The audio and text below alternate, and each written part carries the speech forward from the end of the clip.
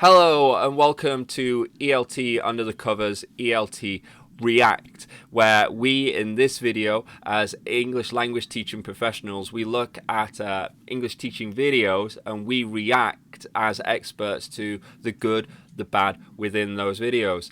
And today, before we get into it, let's have some introductions. I'm Neil of Team Teacher fame, and I'm joined today by the man, the myth, the legend, Rich of Professor Rich. I like that. It's like Leonardo da Vinci, Rich of Professor Keep it on Rich. point. Keep it on point, Neil. Okay, so today we are going to be looking at a comedy clip from an English sketch show that revolves around teaching English for younger grades, kind of kindergarten. And we're going to see, what prompts come from this, what we can derive from that video. So let's cue that up and dive right in. A, B, C, A, B, A, B, A, B, C, A, B, A, B, A, B, C. Now I know my A, B, C. Oh, hello, headmaster. What are you doing? Oh, I'm teaching them the alphabet. It goes like this. A, B, C, D, E, F, G, H, I, J, K, L, M, N, O, P, Q, R, S, T, U, V, W, X, Y, and Z. Now I know my ABC. Come along and sing with me. I'll never remember that.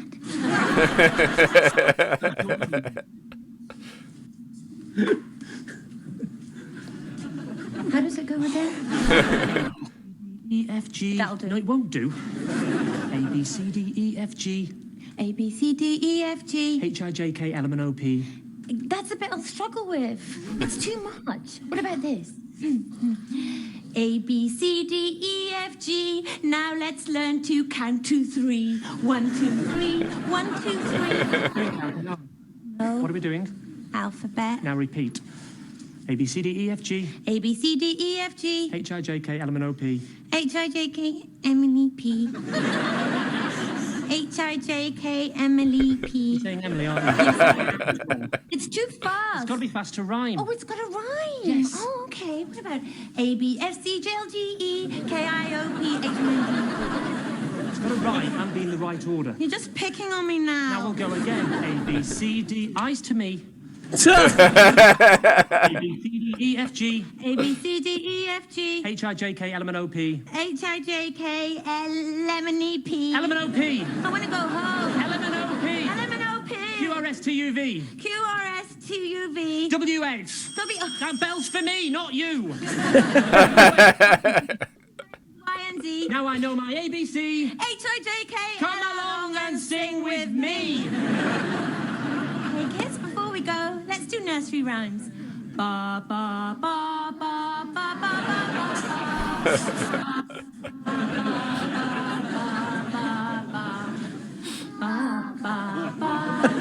ba. Well, there you go, Rich. Well, I think we've all learned something today, like how to teach. Is that how you do it? So Actually, do you know when he says "eyes on me"? I've actually used something like that, but I actually have a rhyme. It goes 1, 2, 3, look at me. 1, 2, 3, look at me. 1, 2, 3. Yeah, no, I know the one. I use it as well. 1, 2. Well, the way we used to do it, everyone that school did it actually. Because I watched a few of the classes, people always did it the same, and it was 1, 2, 3, and then the kids all have to say eyes on. No, what was it now? God, now I'm like 1, 2, 3, I need to pee. What? I need to pee. No. 1, 3, 2, 1, 2, 3. Eyes on me. 1, 2. A, B, C. 1, 2, 3. Eyes on me. 2, 1, 2. Eyes on. Yeah, maybe it was that. It was I say 1, 2, 3. Eyes on me, and they say 1, 2. Eyes on you. Yeah, that was it. Okay. It was 1, 2, 3. Eyes on me, and then they say 1, 2. Eyes on you, and you say 2, 3, 4 on the floor. What is this, like a active shooter drill? It's to get them all. It's to get them all on the floor, isn't it? When they're sat at the desk, and you say, I can't remember what it was now. But you clapped when you did it as well. 2, 3, 4. And then they'd be like on the floor and they'd all come and sit down. 1, 2, 3, eyes on me. And then 1, 2. Without the context, then you're like on the floor. I think you're like, I'm robbing the bank. Everyone on the floor. There's going to be some bank robbers out there now. 2, 3, 4. 1, 2, 3, give the money to me. We did that as well. I mean, those rhymes, they do work pretty well for little kids, don't they? You know, and makes it you do fun. need something. Makes it memorable. I mean, is it certainly like a mnemonic standing almost? there. Certainly better than standing there going, hey, shut up, or whatever, you know. I mean, who was it that, was it Chomsky that said, we sing to each other? Oh. I can't remember I don't who said know. that. I attribute it to Chomsky. It doesn't sound like something he'd say, though. No, you could be right. You could be right. I mean, someone said something about that. Yeah, singing to it, like, this is the idea of adjacency pairs, right? Like, how's it going? Fine, thanks. How are you? Or whatever, right? Mm-hmm. That's the song. Uh-huh. How's it going? Fine, thanks. How are you? It's just we do it as a pair. I say, hey, how's it going? You say, yeah, I'm pretty good. How are you doing? You know, and it's like a little song. Yeah, I think there's something to that. That's, you know, probably one of the reasons why these things are so useful for kids. But what was all this? So the joke obviously was that she was forgetting it and all the rest of it. I guess there's perhaps a relevant point there to talk about. Have you ever forgot? Well, I think that the point might be that we could kind of jump off from would be, well, how much English do you need to have to be able to teach English? So wait a minute. The point being that she didn't even know her alphabet. Yeah, she did.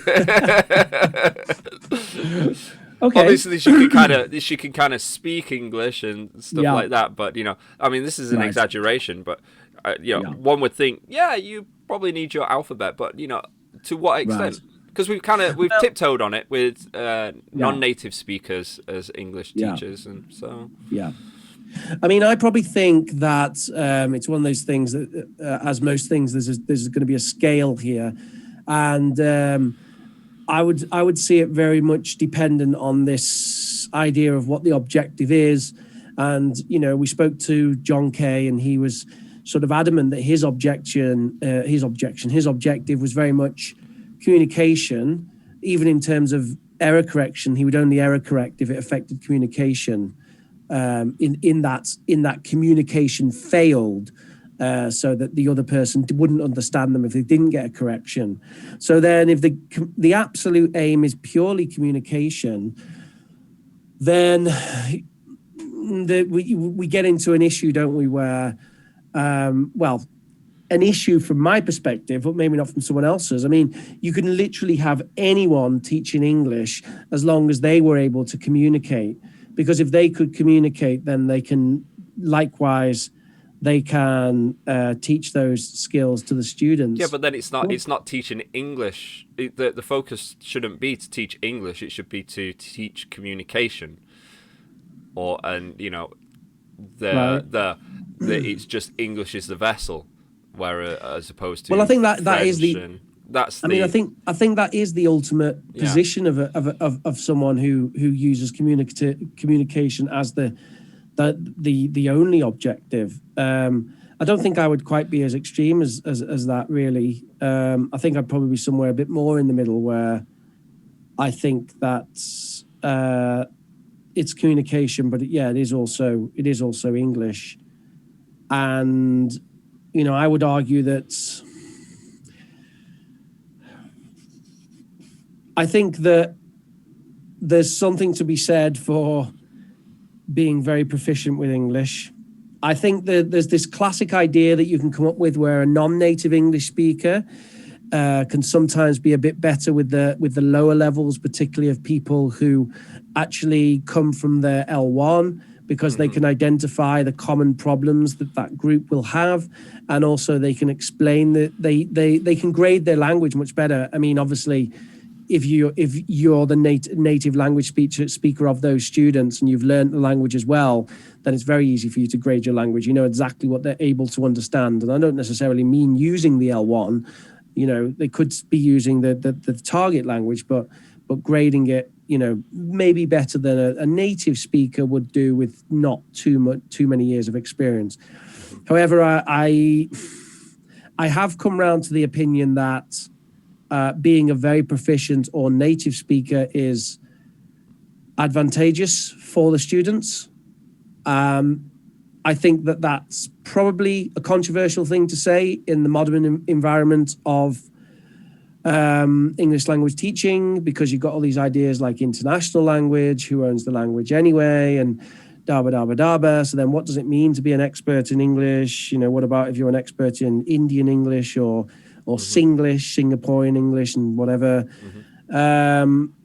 Yeah, okay, fair enough. But, you know, I think there is something to be said for, you know, for example, I worked for a bit as a journalist, and before that I studied philosophy.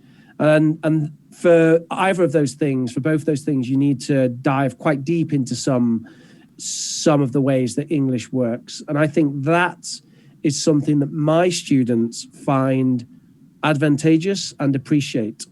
They appreciate the fact that I know how to write, and I know how to write well, so that when I'm doing error correction with students, I can really give them some good ideas beyond just, oh, that word doesn't work there, but actually teach them some real writing skills using a wide, you know, kind of lexicon. And also the philosophy angle, the kind of deep analysis of language. And you know, when you study philosophy, you get exposed to a pretty sophisticated terminology, which, you know, itself bleeds into your language and means if you do need to start talking about sophisticated terms, you need to offer students ways of saying things in a more sophisticated way than you can. And that's something that someone who wasn't so proficient in English, even if they were a native speaker, see, now I'm getting into really controversial territory, but, you know, if they were a native speaker who wasn't particularly adept with the words at first, I'm not saying people can't learn that as well. If you want to become an English teacher and you didn't particularly have a background that was strong in English, my background wasn't strong in English until I went to university. Then I think it would be a bit of a detriment to the students, you know? I mean, you know, people from my hometown, they'll totally misuse words. And I mean, like, not misuse them in a way that's even necessarily, you know, common to that particular place. So it's not like it's an acceptable variant of English. It's just that, you know, they don't necessarily exactly know what that word means. And it could start with kind of like the low-hanging fruit of just kind of over-exaggeration, kind of like the Lois Lowry Giver kind of stuff, of where it's like, oh, I'm hungry, or nah, I'm starving, low-level stuff like that, but then moving up to misusing words completely, or you know, like, I could give less of a fuck. Oh no, wait, that's just American. Yeah, and you know, it bleeds into everything, doesn't it? Whether recognizing whether there's a grammar problem, knowing how to explain that. We have to study these things as English teachers, but having the natural knowledge as to whether something sounds right or not is such a massive advantage in the language classroom, to just know that sounds good, that doesn't. Okay, now I can go into why. You know, have you ever been in the situation where you've had an argument with a non-native who's telling you that you're explaining or doing something wrong in English? Have you never had it? No, I don't think you've never had a non-native tell you that no, you can't say that. No, I think I've probably had times where, where we all do it, where we've spelled a word incorrectly, or you've written out a sentence and you thought, and then they've pointed something out, like, oh, you're missing a comma, or you're missing something, just like brain fart stuff, because your brain fills the gaps with errors. That's one of the really difficult parts when you're writing. You write it, and you think, this is correct, and then you don't see the errors because your brain's just saying, no, it's correct. Well, when it comes to spelling and punctuation and stuff like that, I mean, that's a whole nother skill, right? And just being a strong oral communicator, even as a native, doesn't necessarily mean that you'll have had to deal with those issues. Again, for me, because I studied philosophy, and in philosophy, you sort of have to write these longer essays with fancy punctuation. My punctuation was never that bad. My spelling has always been atrocious, and used to be something I used to be quite embarrassed about as an English teacher. Whereas now I'm really not that embarrassed about it. I've got a lot better because you are embarrassed about it, right? I know I don't spell becoming with 2 M's anymore, for example. But I do occasionally write a word. What was it the other day? It wasn't even that difficult a word. Benevolence or something, and I was just struggling with how many E's and how many O's it had, that kind of thing. And the thing is, these days it takes you 2 seconds to Google it and find out, doesn't it? And if it, I in the past I might have done that and been like, oh God, the students might think that I don't know how to spell this stuff, and then they'll lose. Whereas now I just do it, and if it ever came up, I'd just be like, I wasn't sure how to spell it, and checking. English, I'm not a dictionary, I'm a language teacher. To counter your point a little bit as well, though, I would say that I've come across people that are teachers that are highly articulate, very good communicators.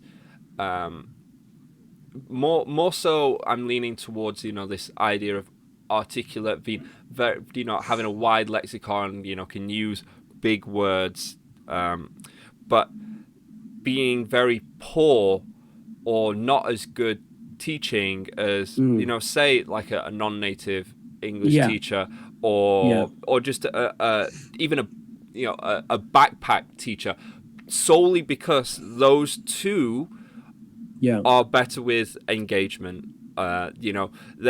The other teacher might be more, they tend to lean more into the grammar and explanation, when the appropriateness, especially with younger kids, is doing stuff like rhymes, something that's a little bit more fun but might not be seen as high levels of English. So I just see it as it is a spectrum, as you say, and it's mostly I feel a key component is to have a certain amount of teacher reflection, and awareness of what's needed in this situation. Do I need to be fully articulate? Do I need to focus more on being engaging, to grade my language? And I think that's where the teaching side of it comes in. You do need that basic English knowledge, but it's really hard to say to what level do you need it to be an English teacher. I think if you wanted to do the full spectrum, then you're going to need a high level of English, but also you're going to need a high level of teaching skill as well to apply that appropriately. I totally agree with you there. I think that I don't want to say that if you have the expertise, then you're also going to be a good teacher. Definitely not. And I think inherently in the past, I used to believe quite the opposite to that anyway. In some contexts, I still do. For example, university. I'm not convinced that the expertise of the professor is necessarily as useful as they make it out to be when you consider the fact that most professors are awful teachers. Not all of them. But that's the thing about university, whereas the style of teaching is often what we kind of derogatively call chalk and talk. Yeah. Chalk and talk can work. It can be interesting, but you have to incorporate all kinds of elements then, don't you? If you want a chalk and talk to be interesting, you have to be like one of those lecturers that's like exciting, or not exciting, but passionate, or something, there's something about the way that you're talking that makes people want to listen to you, because you don't have the same level of interactivity as you would have in a communicative language classroom, where we use other techniques in order to engage the students, although it is still possible. But then my experience of university professors is that the ones that are like that are really engaging and interesting, are absolutely in the minority, even if they are experts who have, 10 PhDs and masters up the arse, So I totally agree with you there. And I also agree with you when it comes to language teaching. But I do think that, especially with language teaching, all in all, someone with more knowledge of the language does have an advantage. And it's true, it doesn't necessarily make them a better teacher. And it might be one of those situations where they rest on their knowledge so much that, they get to the stage where you can't teach an old dog new tricks, which I think is very much what happens with university professors. Mm-hmm. They're so used to people blowing smoke up their arse that they think, why should I have to do anything special to teach these kids? If they're not learning what's in my course, they should be reading more and working harder, right? That's the attitude of sort of a university professor.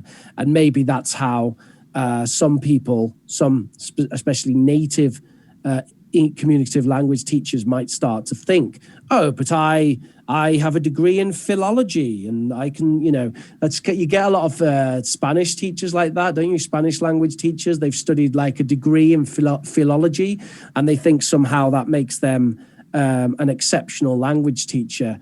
And they sort of turn their nose up at these English teachers who've studied a CELTA for a month. Well, what I think it is that they're not separating the skills. I think I agree, it's really good if you've got a high proficiency in the subject that you're teaching, because competency breeds confidence. And if you have that confidence, then it's a base layer, it's a foundation of which you can build from and move from. It's a secure ground.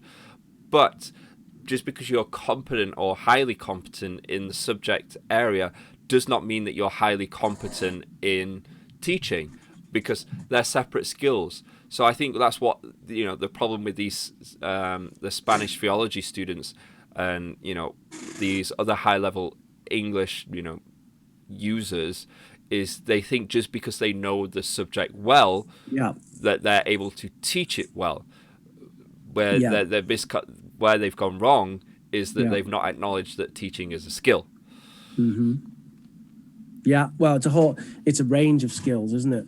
It's a massive range of skills. I mean, as we've looked at on this show, there's we so do many every different... week, Mondays. Subscribe. So as we look on this show, like, subscribe, playlist on the left. Check it out, guys. So as we've looked at many different ways to skin a cat, haven't we? Yeah. We're just touching the surface as well. How we're just scratching the surface. And why are your idioms always wrong? Touching the surface, a bag of cats, skin, more than one way to skin a worm. So it's my gimmick. Okay, so it is important to have a gimmick in the YouTube as professional YouTubers. We need to hone those gimmicks. Mine is telling jokes that don't land. Yeah. So you've got the silent way, you've got total physical response, you've got all these different things, massive different range of achieving things. But like you say, probably the people who have that high level of expertise but don't necessarily engage their students or achieve their results. They haven't really worked on any ways as a teacher, and they're probably kind of living, you do see those teachers, don't you, are kind of living that pretend archetype of a teacher, the kind which we've seen in some fictional representations, which is not really an effective way of teaching. He is, you are, and all that kind of stuff, right? That's like exists in our imagination, but is really just a total waste of everyone's time if it was actually done in the classroom. And it's an unfortunate byproduct, and hopefully through doing these shows we can kind of shine a little bit of a light on that, because it's not just the teachers that are under the impression that this is what you do, the he is, she is, blah blah blah, but it's also the students and learners as well that expect that. So I think there needs to be a shift in expectation and a change in what does good teaching look like. And I hope through doing this channel that we can start to have a more broader discussion in society as to what is teaching, what is learning, and how does that look when it's good, when it's beneficial. Because right now it often seems, not just with the English language teaching, but teaching across the board, it's just someone's knowledgeable in a subject and then they kind of throw stuff at the wall, or they just throw that at the students in like some sort of like teaching vomit, and hopefully it sticks, when there's so many years now and so much research in learning and development and pedagogy that shows there are more effective ways to do it. Why not give a little bit more focus on that? So I think you should have some focus on that. I mean, it comes as a set, doesn't it? But then, on the other hand, if we get back to the crux of this, if we take, and it's an unfair thing to take, but let's take all other things being equal. So you have two equally trained educators, and then you have one person who, let's say, for example, is a native language speaker, and the other one who started learning English 5 years ago and perhaps is a good B2 or something. Well, I mean, here's another way of looking at it. What if I were teaching Spanish, right? My Spanish is a bit rusty, but I did pretty well with it, and I know that I'm a half decent teacher. YouTube.com/professional. So would I feel comfortable teaching Spanish? I mean, I think if any Spanish people come in the room, I don't think I'd feel too good about it, and I think my pronunciation has probably waned quite a lot. And I would worry, actually. If I got certain questions, I think some questions would just cause panic. I'd just be like, oh God, I don't know what to say about this. And, my English, my kind of native English perspective of when I get an English question that I'm not too sure about is I can kind of confidently say, okay, we'll come back to that. And know that if I just give it a bit of thought, I will really be able to come back to it. Whereas when it comes to a question about Spanish, I don't know if I'll necessarily be able to come back to that on my own. I might need to kind of consult some third-party stuff, and then that's getting to be quite a lot of work, isn't it? Compared to just being able to do it. I would say, in your fictitious scenario of two highly competent educators, one proficient native speaker, one high-level non-native speaker, that the native speaker is going to have many benefits. One additional benefit being that they're probably also culturally aware, because there's a lot of culture, idiomatic language that is going to be very difficult for non-native English speakers to teach. So I'm probably going to stick them more to, they'll be able to do a broader range, whereas the non-native speakers, I think that their range is probably going to be a couple of levels below them. They're not going to be able to go above what they teach, their own that's where level. I think we're that's now, the crux of it. However, okay. I have one name, Michelle Thomas. Ooh.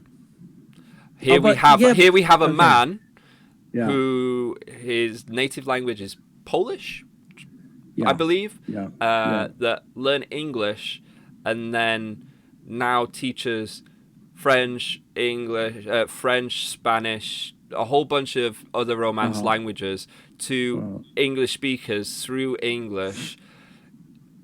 And, he's phenomenal. I still don't feel like he gets enough credit as to being able to do that. Yeah. Yes, he doesn't really touch on a lot of idiomatic language, but he's a highly skilled educator. And, what would you even mark his level? I mean, this is the thing about him as well, is that his whole course and his style of teaching is really a specific way, isn't it? I mean, he's not beyond criticism. What he does is amazing, but there is some inflexibility to some extent in his method. Although he claims that it's very much about, getting the students to relax and it's all student centric. And if they're not learning, then it's my fault, not their fault. Mm-hmm. He doesn't particularly take questions that well. Like if you ask a question, he might kind of go and answer it. But if you kind of ask a question, especially something that we've already gone over, it's almost like you can see him getting frustrated with it. It's like it's going outside of his method. I always read that as it is going outside of his method, because his method is discovery. It's not. I ask a question, I give you an answer, because that stops the journey. And so it's like him. It's like he's saying you should just not be worrying about that. Yeah, just don't think about trying to figure it out in your mind. Just keep going through that process until you realize it. You quit, and I think that's kind of, he's touching upon the way that generally people learn, in just like kind of figuring it out ourselves, which I think is most, that's the problem, with the chalk and talk, is people will ask these questions and they go, oh yeah, and then they forget it. What did the teacher say? But they didn't come up with it, so it's not owned by them. And I mean, absolutely, and that discovery is also part of the inductive approach of communicative language teaching as well. So I do agree with that. But it is something that enables him to, because the only things that are then going to come up and be presented in the class are very much what he knows, because he is the model. Yeah. And that's great, actually. I think that is pedagogically sound. It's sound in terms of communicative rationale as well. Yeah. And I think it's a really good point that, it is a way that you can do it. It is definitely a way that you can do it as a non-native. Yeah, 100%.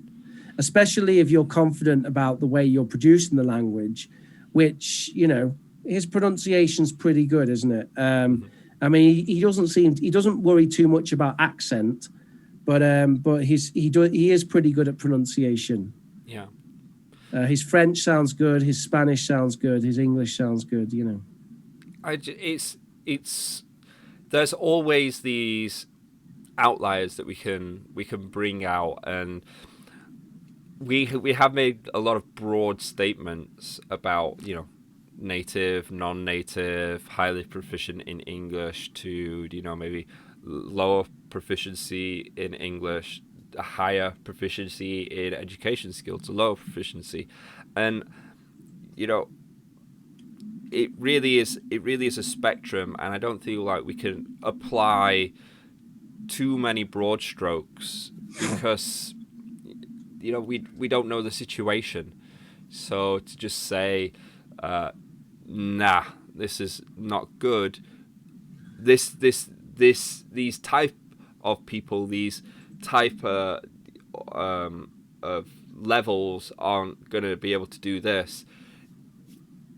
We don't know. It really depends on the situation. There's going to be ideals, or I think we can touch upon what the benefits are and the drawbacks and what are appropriate situations for these people. But it really comes down to kind of a judgment on individual teachers at the end of the day. Mm. No. Yeah, that's it. I think we've solved all the problems of the universe. Basically, yeah. I think that I have a lot of respect for non-native teachers. I think if you want to be a non-native teacher of English, you can definitely rise to the top echelons of language teaching. 100%. I have a lot of respect for someone who can do that. I think I would definitely be in a bit of a panic if someone told me that I was teaching Spanish tomorrow, and I didn't have a hell of a lot of time to prepare, especially if it was a higher level. Equally, I'd have a bit of disrespect for highly proficient English native speakers that think just because they are highly proficient in English that they can teach. Yeah, so I think that's the bigger point to make, isn't it? And I don't just want to say English teachers who have a high proficiency of English who think they can get away with not being able to teach, but I think any educator who rests on something other than learning how to educate, and that goes for university professors. It goes for teacher talking time, Mr. Charm, whoever you want, just the people who just don't actually pay attention to just don't actually consider the options when it comes to educating and what you can do to engage and help students learn. I think you're in the wrong profession if you're doing that. And that does also go for university professors. I think go and be a researcher if you want to boringly waffle on and expect the students to do all the work. Yeah, I totally agree. What do you think watching this video? Leave your comments below. Remember to subscribe, like, share this video, see if we can generate a little bit of conversation around this. If you are a teacher and you want to kind of talk about this a little bit more, send us an email at eltunderthecovers@gmail.com and we can have you on the show, no problem. If you're looking for more information about myself, try teamteacherchina.com. We've got a whole bunch of PowerPoints that you can use instantly in your classroom. We've got accompanying videos on Team Teacher China YouTube channel where it's me teaching some of those PowerPoints, and Team Teacher English where we take some of those PowerPoints and we put them into self-study animated videos, and Team Teacher Baby where I as a teacher apply my experience with being a parent. Mr. Rich. All right, and you can find me at youtube.com/ProfessorRich, where I teach English, actually. So if you're looking to improve your English skills, alternatively, you can also catch me doing live streams on Profitch Gaming and stuff like that. Alternatively, you can send an email to eltunderthecovers@gmail.com if you'd like to come on the show and speak to us about education. Please do. Goodbye.